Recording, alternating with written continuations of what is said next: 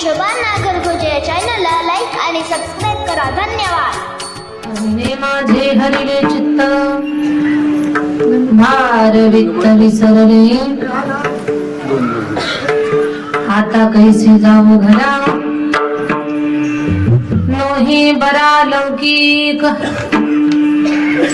परखियासी सांगता गोष्टी घरची कुटी खातील, आता कैसे जाऊ घरा नोही बरा लौकिक. तुका म्हणे निवांत राही, पाहिले पाही परतो, आता कैसे जाऊ घरा मोहे बरा लौकिक. विठ्ठल विठ्ठल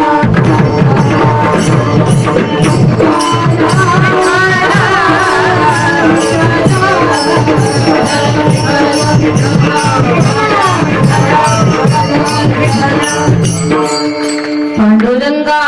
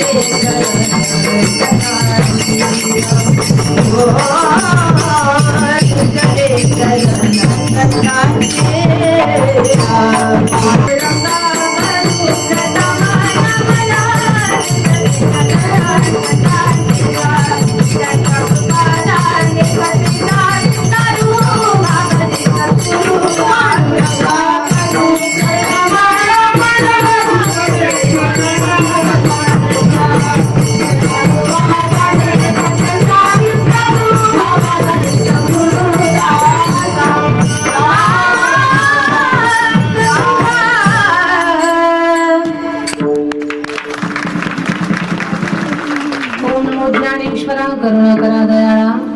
तुमचा अनुग्रह लाधलो पावन झालो चराचरी. श्री गुरुचरण सरोज रज निज मन मुकुर सुधारी.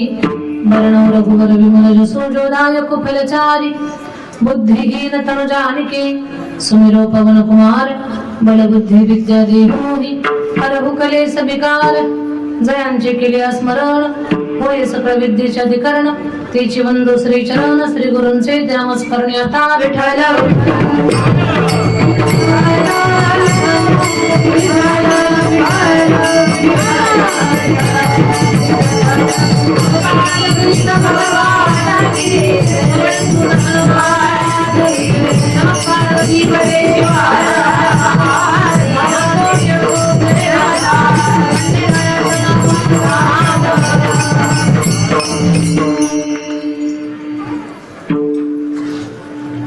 हरिणे माझे हरिणे चित्त भार वित्त विसरले, आता कैसी जाऊ घरा नोही बरा लौकिक.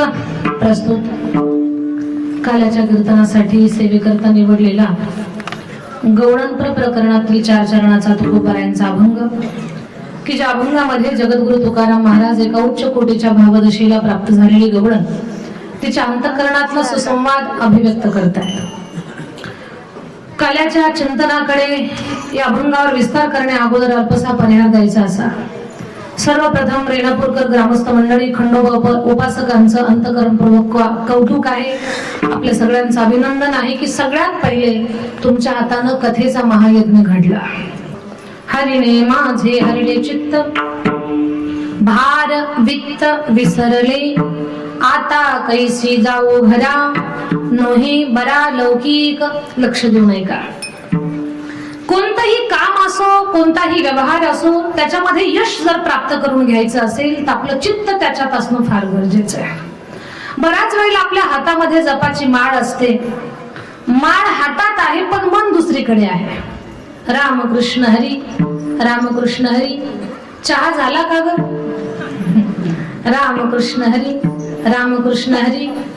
खूप भूक लागली बघ, नेमका चहा का जेवण पाहिजे तुम्हाला हेही कळत नाही जपमाळ जपणारा. तेवढ्यात त्यांचा चहा चुलीवर उतू जावा गॅसवरती, मग तिकडून वेगळे वेगळे मंत्र बाहेर येतात आणि ते मंत्र बाहेर बाहेर आले की मग यांच्या तोंडातले मंत्र जोरात वाटतात, रामकृष्ण हरी रामकृष्ण हरी रामकृष्ण हरी. आपण नाम जप्त करतोय पण त्याच्यात आपलं चित्त नाहीये. चित्त नाही नामे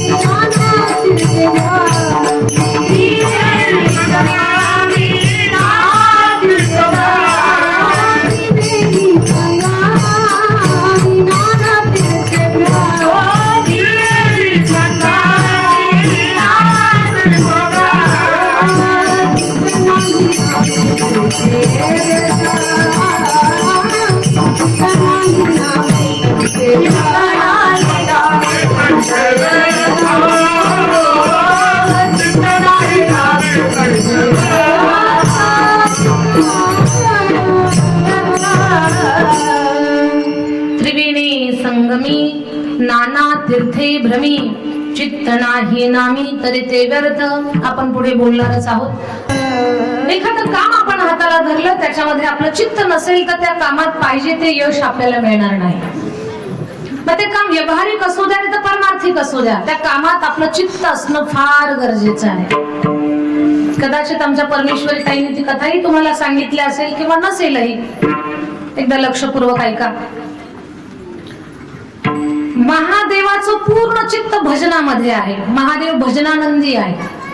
त्यांचं पूर्ण चित्त भजनात, दुसऱ्या कुठल्याही व्यवहारात महादेवाचं चित्त नाहीये. भजन करी महादेवा. एखाद्या क्षेत्रात पुढे जायचं त्याचं चित्त एकाग्र असणं गरजेचं, पण महादेवाचं चित्त भजना व्यतिरिक्त दुसरं कशातच नाही. महादेवाला फक्त भजन, केवळ भजन, ते भजनानंदी आहेत. पण माता पार्वती एकदा पाठीमागे लागल्या म्हणे, भोलेनाथ तुम्ही काही उद्योग करत नाही, बिझनेस करत नाही, काही शेती करत नाही, कामधंदा करत नाही, कपड्याचं दुकान नाही, सोन्याचं दुकान नाही, चांदीचं दुकान नाही, अगदी कुठल्या व्यापार करत नाही, कापसाचा व्यापार करत नाही, धान्याचा करत नाही, आडत नाही, काहीच करत नाही, तुम्ही फक्त भजनच करता. काय भजन करून काय पोट भरत असतं का? माता पार्वती. असं वाटत असेल तुम्हाला की माता पार्वती असला प्रश्न विचारता का? तुम्ही पण कधी कधी तुमच्या महादेवाला असंच बोलत असतात. म्हणजे बोलतात काही ते काही विचारणार नाही मी तुम्हाला. तर भोले बाबा म्हटले, पार्वती मला भजनाशिवाय दुसरं काही जमतच नाही. नाही म्हणे शेती करावी लागेल तुम्हाला. सगळ्या महिला मला नाव ठेवायला लागले की हिचा मालक काहीच करत नाही, रिकाम टेकडा. पार्वती जे जमतं तेच करावं ग, जे जमत नाही ते करूच नाही म्हणे. बाकीचं काही सांगायचं नाही. तुम्ही जर काम शेती केली नाही तर मी इथं थांबणार नाही. महादेव म्हटले, मग शेती नाही आपल्याकडे, आपण बर्फात राहतो, आपण हिमालयात पहाडात राहतो, आपण शेती नाही, सपाटीची जमीन नाही. म्हणजे बाकीचे काही काळजी करू नका, मित्र अशा वेळेला उपयोगात आणले पाहिजेत. म्हणजे काय, कोण मित्रांनो उपयोगात? म्हणे गोपाल कृष्ण तुमचे मित्र आहेत, त्यांच्याकडे भरपूर शेती आहे, त्यांची शेती घ्या. आपला एक नंदी आहे, त्यांच्याकडे भरपूर खोंड आहेत, त्यातला एक नंदी घ्या. त्यांच्या भावाकडे नांगर आहे, नांगर घ्या. बलराम दादाकडे नांगर, त्यांचं शस्त्र आहे, शेती करा. बरं ठीक आहे पार्वती, नांगर घेईल, नंदी घेईल, शेती घेईल, सगळं घेईल, पण शेतात पेरू काय ते तर कळायला पाहिजे की नाही? माता पार्वती म्हटल्या, मी सांगितलंच असतं तुम्हाला, पण त्यातलं मलाही काही कळत नाही, कृष्णालाच विचार काय पेरू. आले भगवान भोलेनाथ द्वारकाधीशाकडे. द्वारकाधीश जय हो आपकी, जय हो जय हो जय हो. या या या भोलेनाथ, आगतम स्वागतम सुस्वागतम. या, किती दिवसांना आलात, किती आनंदाची गोष्ट आहे. माझ्या आनंदाला पारावा राहिला नाही. पण भोले बाबा यायचं प्रयोजन काय? काही नाही म्हणे कृष्ण भगवान, मला तुमची शेती उसनवारी पाहिजे, शेती करायची. एक नंदी द्या, नांगर द्या, तुमची शेती द्या, आणि शेतात काय पेरू ते पण सांगा. भगवान गोपाल कृष्ण हसले म्हणा, म्हणजे माझा महादेव किती भोळा आहे. माझ्या महादेवाला याच्यातलं काही जमत नाही. माता पार्वतीच्या हट्टामुळे ते शेती करायला आलेले आहे. पण भगवान कृष्ण परमात्मा फार चतुर. कृष्ण भगवान म्हटले, थोडी महादेवाची गंमत करू.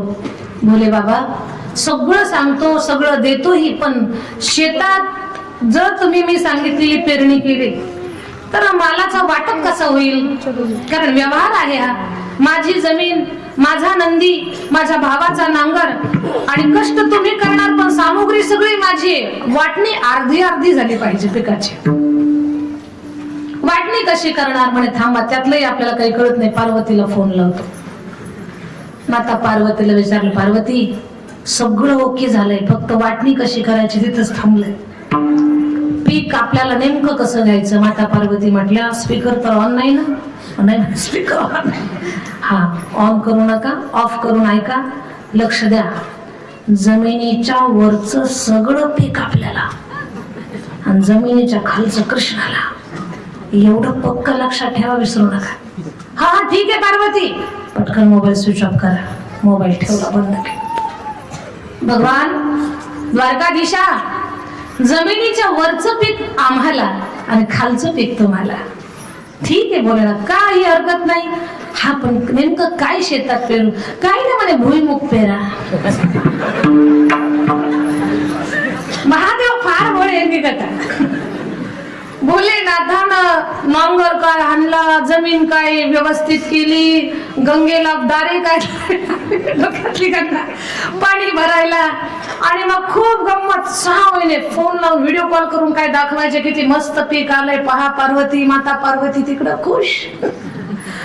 आणि मग पीक चांगलं आलं 2.5-3 महिन्यामध्ये. आता कृष्ण भगवंतांना सांगितलं, हे कैलासपती, आता ही पीक काढायची वेळ आली आहे आणि बोलीप्रमाणे वरचं वरचं तुम्हाला आणि खालचं खालचं मला. भोलेनाथ म्हटले, शेंगा काही दिसत असं. शेंगांची वाट पाहू नका. आता बोलीप्रमाणे वरचं तुम्हाला, खालचं आम्हाला. सगळा पाला पाला पाला काढून घेतला. नंदी महाराज म्हटले, या 2 महिन्यात एवढं कसं आता खायला मिळतंय आपल्याला, नाही तर काम करून हैराण आपण. गाठोड्याच्या गाठोडे बनवले, गाडीमध्ये टाकले, बैलगाडी निघाली कैलासाला. माता पार्वती भाकरीचा तुकडा, पाण्याचा तांब्या, हळदी कुंकवाचं पंचपाळ, आरतीचं ताट घेऊन का मालकाला कर्तवकारी गेली की नाही? जणू काही सीमारेषेवर लढून आलेत वापस. कर्तवकारी करून आले माझे मालक. खूप मोठे शेतात कष्ट घेतले, खूप भरभरून पीक आणलं. का हिरवगार पीक दिसत होतं. आणि माता पार्वती म्हणतात, भोलेनाथ काय केलं होतं म्हणे? भुईमुगाच्या शेंगा. किती माल आला म्हणे? खूप छान हिरवा गार माल आहे म्हणे. कुठे म्हणे? गाडीत भरलाय. पाहिलं तर सगळा पालाच, एक सुद्धा शेंग नाही. अरे रे भोलेनाथ, तुम्हाला काहीच कळत नाही शेतीतलं. पार्वती, मला कळत नाही, पण तू तरी हिशोबात सांगायचं की नाही मला? मला तरी कुठं काय कळतंय? चला म्हणे, कृष्णानं फसवलं आपल्याला. माता पार्वतीने पुन्हा सांगितलं म्हणे, एवढ्या वेळ जाऊ द्या, पुन्हा शेती करा. आणि आता बोली अशी करा, जमिनीच्या खालचं पीक आपल्याला आणि वरचं कृष्णाला. महादेव आले. वा वा वा द्वारकाधीश, काय माझी पार्वती खुश झाली. अजून 3 महिन्यासाठी तुमची जमीन पाहिजे, तुमचा नंदी पाहिजे, नांगर पाहिजे. ठीक आहे, पण भोले बाबा आमच्याकडे आम्ही मदत करणार, पण वाटणी कशी म्हणे? यावेळेला जमिनीच्या खालचं सारं पीक आम्हाला आणि जमिनीच्या वरचं पीक तुम्हाला. बर, काय पेरणार आहात म्हणे? ते तर नेमकं कळत नाही, तुम्हीच सांगा काय पेरू. काय नाही म्हणे, बाजरी पेरून टाका. साऱ्या शेतात बाजरी पेरली आणि बाजरी जेव्हा छान अशी दाणेदार बाजरी आल्यानंतर, ज्वारी भरलेली, बाजरी भरलेली आणि मग सगळी ती बाजरी अशी मस्त भरलेली थाटलेली शेतामध्ये. द्वारकाधीश म्हणतात, भोलेनाथ पीक चांगलं आलं, 1 नंबर, पण बोलीप्रमाणे वरचं आम्हाला आणि खालचं तुम्हाला. वरचं सगळं पीक काढून घेतलं, खालची बुडखं महादेवासोबत दिली पाठवली. सगळं खालचं जे बुडं आहेत ती सगळी खोंड खोंड पाठवून दिली. माता पार्वती तेव्हाही म्हटल्या की माझ्या महादेवाला शेतातलं काही जमत. पुन्हा मग म्हणे, आता ही लास्ट वेळ आहे, शेवटची वेळ आहे, आता तुम्ही जा. आता खालचंही आपल्याला, वरचंही आपल्याला आणि मधलंच कृष्णाला.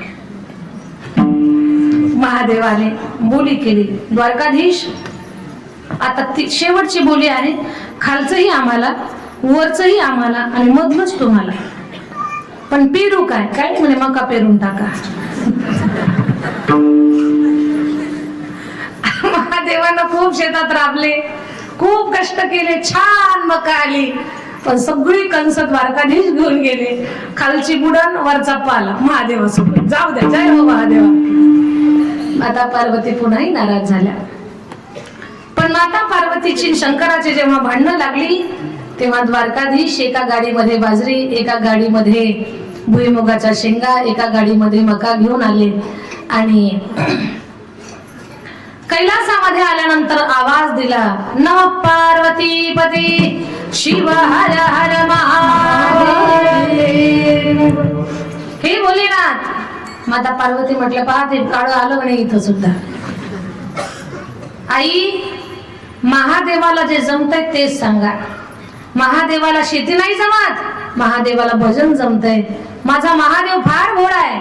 त्यांनी जे शेतामध्ये काय पीक केलं ते सगळं गाडी भरून घेऊन आलेलं आहे. हे तुमचं तुम्ही सांभाळा, पण माझ्या महादेवाला फक्त भजनाचंच काम सांगा, दुसरं सांगू नका. या जो दृष्टांत आहे हा सांगण्यापाठीमागे माझा उद्देश एवढाच आहे की कोणतंही काम करा त्याच्यामध्ये आपलं चित्त असणं गरजेचं आहे. त्या गोष्टीचं ज्ञान असणं आपल्याला गरजेचं आहे. चित्तामध्ये एक आणि कृतीत एक मेळ बसत नाही. महादेवाच्या चित्तामध्ये अखंड भजन आहे, त्यांना व्यवहार कसा जमणार आहे? परमार्थामध्ये तुम्हाला यशाचं शिखर गाठायचं असेल, यशस्वीता प्राप्त करायची असेल, सफलता प्राप्त करायची असेल तर तुमचं चित्त सुद्धा त्याच ठिकाणी एकाग्र असणं फार गरजेचं आहे. जसं की गोपिका या उपासना मार्गामध्ये, भक्ती मार्गामध्ये, अध्यात्म मार्गामध्ये फार यशस्वी झाल्या.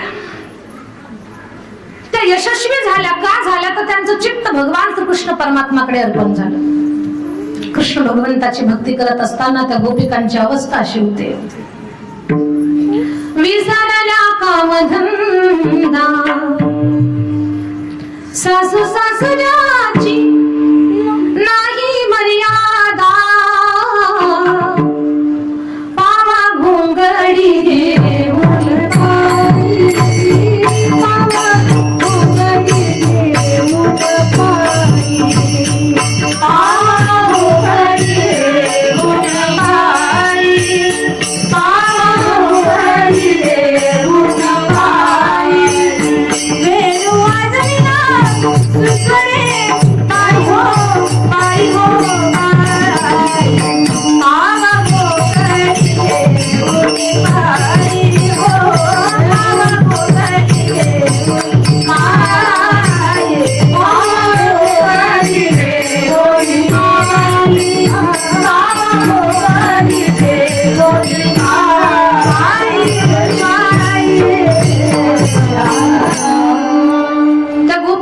चित्तामध्ये कृष्ण, दुसरं काहीच त्यांना सुचत नाही. अशी त्यांची अवस्था. एक गवळण भगवान श्रीकृष्ण परमात्माची बासरी ऐकते. देवाची बासरी फार मधुर आहे बरं, योग्यांनाही समाधी लागावी. किती मधुर बासरी आहे देवाची. मुरली बाई माझ्या जीव धरे ग, हरीच्या मुरली मध्ये प्रीत जळे ग, कसली जीवाला फुल पडे, कसली जीवाला फुल पडे, कसली जीवाला फुल पडे,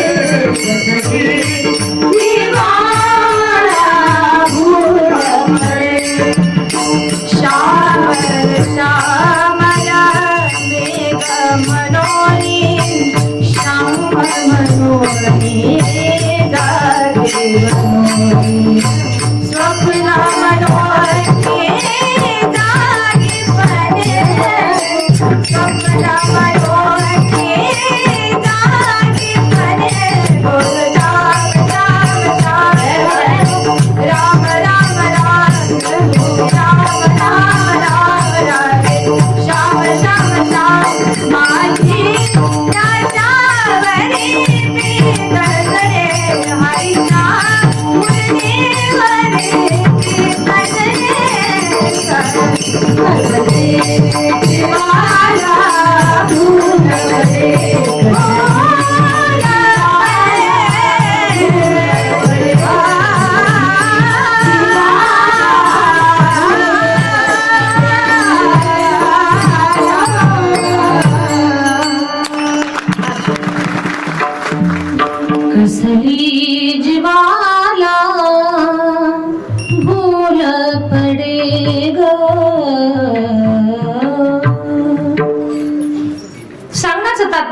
एवढंच आहे, भगवान श्रीकृष्ण परमात्माला पाहावं, देवाची बासरी ऐकावी आणि गोपिकांनी स्वतःला विसरावं.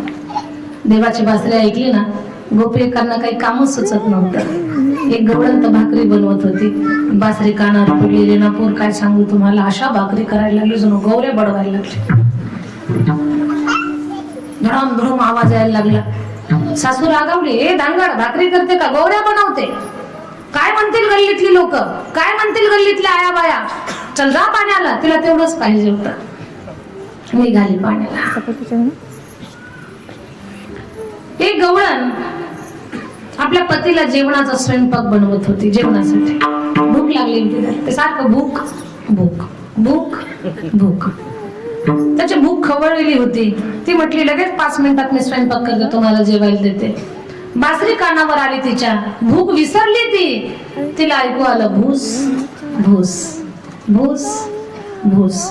तिनं पंचपक्वान्नाचं ताट म्हशी पुढे ठेवलं, भुसाचं टोपलं मालका पुढे ठेवलं. हे कशानं झालं? चित्त तिचं श्रीहरीकडे हरण केलं. एक गवळण शृंगार करत होती. होठों पे कुंकू, नैनों में मिश्री, सिर पर काजल लगाती चली, दीवानी दीवानी दीवानी बनी, मैं दीवानी बनी, मुरली के नाद दीवानी बनी. बासरी कानावर आली, तिनं ओठावरची लाली डोळ्यात घातली, डोळ्याचं काजळ कपाळाला लावलं. नाकातली नथ कानात, कानातलं झुंबर नाकात. हे ऐकलं थोडं हसू येत आहे, पण घरात कोणीच नसताना असा प्रयोग तुम्ही करून पहा. कानातली नथ नाकातली नथ कानात घाला, कानातला झुंबर नाकात घाला, ओठावरची लाली कपाळी लावा, डोळ्यातलं काजळ ओठावर लावा आणि मग तुम्हीच तुम्हाला आरशात पहा आणि मोबाईल मध्ये फोटो काढून ठेवा. काय वाटतंय तुम्हाला? गोपिकांची ती अवस्था. भगवान श्रीकृष्ण परमात्माची बासरी ऐकावी, त्याने देवाला पाहावं आणि स्वतःला विसरून जावं. ऐकुनी वेणूचा नाद, ऐकुनी वेणूचा नाद, ऐकुनी वेणूचा नाद, ऐकुनी वेणूचा नाद. भगवान परमात्माची बासरी ऐकावी आणि गोपिकांनी स्वतःला विसरून जावं. देव दिसावा आणि यांनी स्वतःला विसरून जावं. मी मजहर कुण बसले ग, सखे मी मजहर कुण बसले ग. गोपिका स्वतःला विसरतात. अशीच एक स्वतःला विसरलेली गवळण कितीतरी तास झाले रस्त्यावर बसली, पाण्यानं भरलेला घडा, पण तिनं देव पाहिलाय आणि तिचा जीव झाला वेडा. तिनं विचारलं तुकोबारायांनी, का ग बाई इथे का बसली? तिनं सांगितलं, चित्त श्री हरीने हरण केलंय, आता सुचत नाही अभंगाचं पहिलं चरण.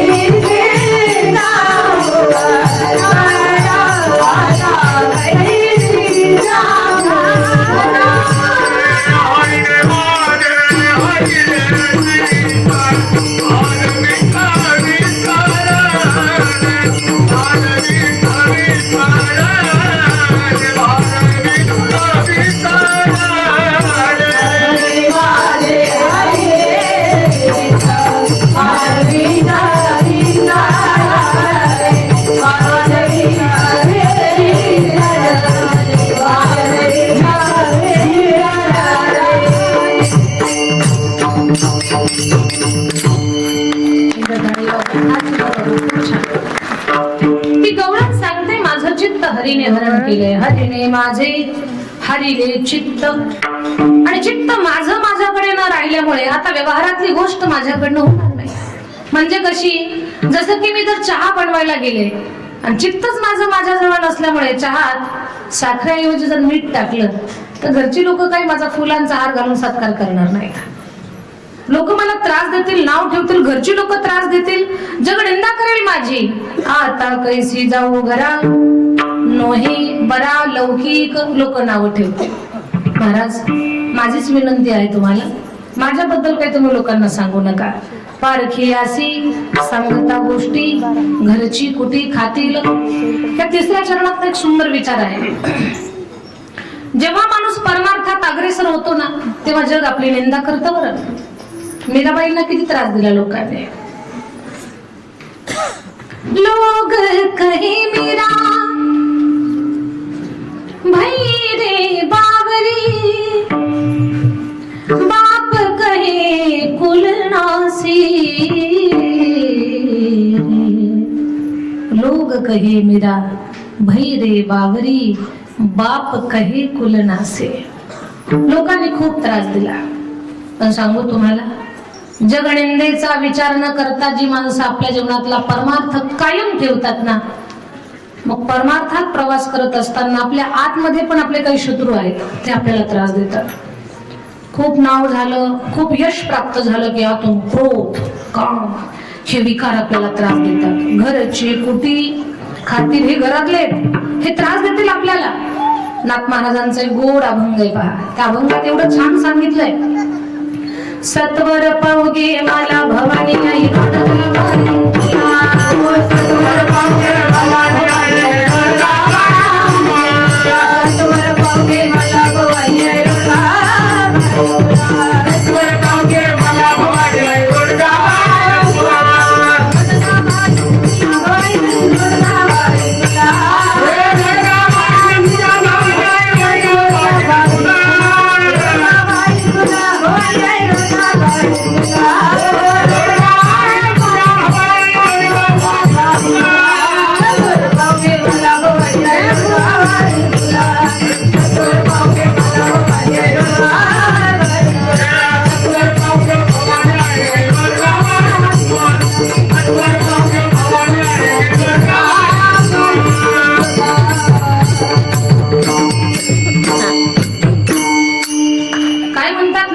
सासरा माझा गावी गेला तिकडच खपीव त्याला. सासू माझी जाच करते नोकर निर्दळ तिला. नंदेच कार्ट किरकिर करते खरूज होऊ दे त्याला. दादूला मारून आहुती देईन मोकळी कर गे मला. एका जनार्दनी सगळेच जाऊ दे आणि एकटीच राहू दे मला. आई राजा सत्वर पावगे मला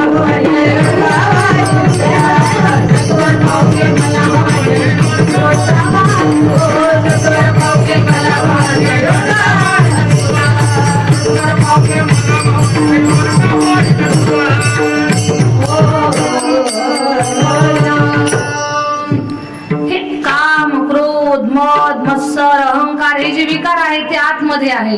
घरची कुटी खातील. महाराज म्हणतात, काळजी करू नको बाई, तुला देव दिसला ग, आणि दिसलेला देव त्याचं ज्ञान कायम तुझ्या अंतःकरणात टिकून राहावं याच्यासाठी तू त्याचा अभ्यास कर. काय अभ्यास कर? पाहिलेल्या, अनुभवलेल्या, जाणलेल्या श्रीहरीला वारंवार पहा.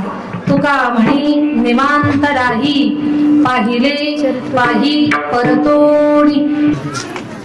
देवाचा जन्म गुढिया तोरणे करती कथा गाती गाणे.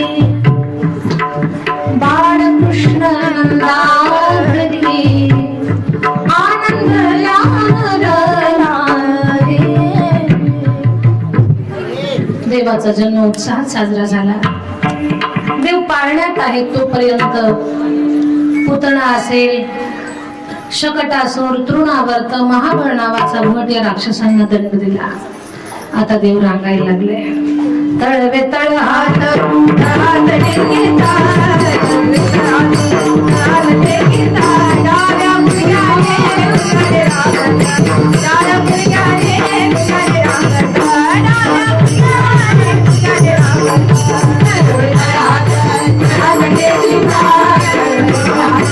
हात टेकीता, डाव्या मुलग्याने मुलगाने रांगता, डाव्या मुलग्याने मुलगाने रांगता. भगवान रांगायला लागले. रांगता रांगता भिंतीच्या आधारे उभं राहण्याचा प्रयत्न करतात. देव चालू लागले. गोकुळातली छोटी छोटी लेकरं देवानं गोळा केली, एक गट बनवला मित्रांचा आणि चोरी करण्याचा कट त्यांचा रचला. मित्र म्हणतात, लाला चोरी करून दही दूध लोणी खाऊ आपण, पण चोरीसाठी साधन काय? म्हणे खडे, सराट्याचे काटे, वस्त्र, गाळीव माती. देवा, काट्या खड्यानं कुठं चोरी असते का रे? भगवान म्हटले, खडा डेऱ्यावर फेकायचा, डेऱ्याच्या आवाजावरनं ओळखायचं भरलेला आहे का रिकामा, तरच पुढे जायचं. म्हणजे देवा, लोणी खाताना गवळण जागी झाली आणि मागे पळाली तर तिच्या पायाखाली सराट्याचे काटे फेकायचे. तिच्या पायाला काटा टोचल, आपण पळून जायचं. देवा, ती जर चप्पल घालून आली तर? हा प्रश्न विचारला बोबड्यानं. त्याला काही चप्पल म्हणता येत नव्हतं. बोबड्या तो म्हटला, देवा, गवलन जर पप्पल घालून आली तर मग काय करायचं? भगवान त्याच्या भाषेत त्याला सांगतात, बोबल्या, जर गवलन पप्पल घालून आली तर तिच्या डोल्यात माती फेकायची ना आपण पळून जायचं. पूर्ण नियोजन झालं. रोज घरफोडी, रोज गारहाणं. यशोदे कृष्णासी सांगावे, गोकुळी राहावे का जावे. गोकुळात राहावं का गोकुळ सोडून जावं? गाराने घेऊन यशोदेकडे. यशोदा म्हणते, 5 वर्षाचे माझे बाळगे, अंगणी खेळ खेळ, कालटकाची घेता आळगे, गोकुळच्या नारी. माझ्या लेकराला आळ घेऊ नका. ही गवळण म्हटली, याच्या पुढ्या थांबत नाही, याची आई ऐकून घेत नाही, काळ्या माझ्या घरी येऊन दाखव, तुला बांधूनच टाकते.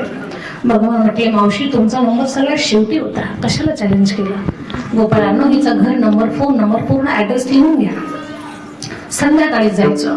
भगवान गेले. संध्याकाळी गवळण झोपलेली होती. दही दूध ताकलूने खाल्लं आणि बाहेर येताना गवळ्याची दाढी, गवळणीची विणी, दोन्हींची मारली गाठ. भगवान झाले पसार. दुसऱ्या दिवशी गवळण घरकाम करण्यासाठी पहाटेच उठली. जशी उठली, गवळी साखर झोपेत होता. त्याच्या दाढीला झटकन झटका बसला. कोणी अचानक आपली दाढी ओढावी? पुरुष मंडळ नाही, हा भाग वेगळा. कोणी अचानक आपली दाढी ओढावी ना आपण साखर झोपेत असावं. तुमच्या तोंडून चांगले शब्द येणार नाहीत, क्रोध बाहेर येईल. काही कळत नाही, अक्कल आहे की नाही? दाढी ओढता, माणसं झोपेत आहेत, का दाढी ओढता असं म्हणणार आपण. तो गवळी रागावला, आहे धांगड, आता दाढी ओढतेस का माझी? ती म्हणते, तुम्हीच माझी वेणी ओढली, मी काही तुमची दाढी ओढलेली नाही. पाहिलं दाढी वेणीची गाठ आणि ती गवळण म्हणते, भांडण नको करायला, आपण गाठ सोडू. पण गाठ देवानं मारलेली होती, सहज सुटणारी नव्हती. कापण्याचा प्रयत्न केला, कापेता कापेना. जाळण्याचा प्रयत्न केला, जाळेता जळेना. गाठबाई सुटेना. कोणीतरी सल्ला दिला. सध्या या जगात सल्ला देणं फार सोपं आहे. या जगातली सगळ्यात स्वस्त वस्तू म्हणजे सल्ला. एकाला मागा, हजारो देतील सल्ला. पण या जगातली सगळ्यात महागडी वस्तू आहे मदत. हजारांना मागा, एकच देईल. 1000 लोक मदत करणार नाही, एकच करेल. पण सल्ला एकाला मागा, 1000 जण देतील. सल्ला दिला, जा नंद बाबाच्या वाड्याला, तशी गाठ काही सुटणार नाही. गवळण लाजली आणि त्यात गवळी तर जास्तच लाजला. त्याला विचारलं, तू का लाजला? अहो म्हणे, माझी दाढी, मला पाठीमागे चालावं लागेल.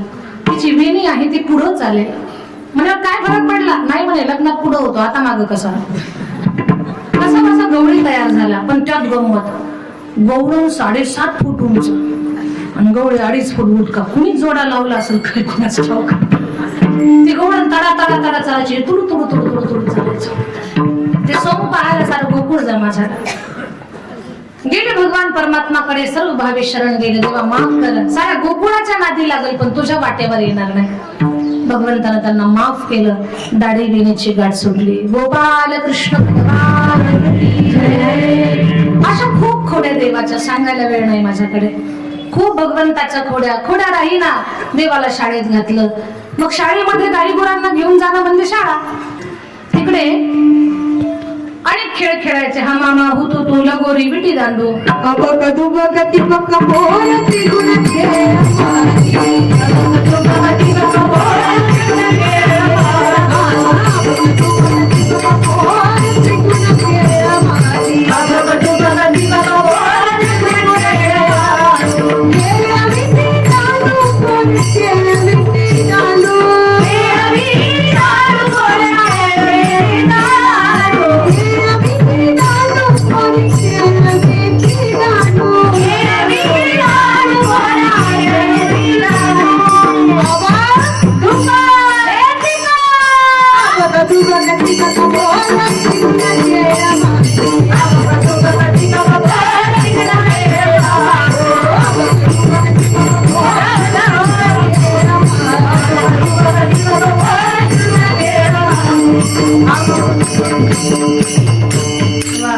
आमच्या गायिकांसाठी टाळी वाजव, वादकांसाठी टाळी वाजत आजच्या. खूप खेळ झाले. कांदीवार पोटी भूक काय खेळायाचे सुख. सगळ्यांच्या शिदोऱ्या एकत्र केल्या. देवानं सगळ्यांना काला खाऊ घातला. हाच भक्तीचा, ज्ञानाचा, आपलेपणाचा, माणुसकीचा, मानवतेचा काला. भक्ती मार्गाचा काला, संप्रदायाचा काला, प्रेमाचा काला, ज्ञानाचा काला आपल्याला मिळतोय. वर्षानुवर्ष असेच एकत्र या. खंडेरायाचा हा उत्सव आणखी मोठ्या थाटानं करा. खंडोबा कोणाचं कुलदैवत आहे, कोणासाठी ग्रामदैवत आहे, पण ते सगळ्यांचं दैवत आहे. मात्र हे लक्षात ठेवलं पाहिजे. आपल्या सगळ्यांची काळजी घेणार, आपलं रक्षण करणारा. लग्न झालं ना घरामध्ये नवीन एखादं तर खंडेरायाला जातात, खंडोबारायाचं जागरण करतात. ती परंपरा आहे बऱ्याच साऱ्या लोकांची. तर या खंडोबारायाचा आशीर्वाद अखंड तुमच्या पाठीशी राहावा.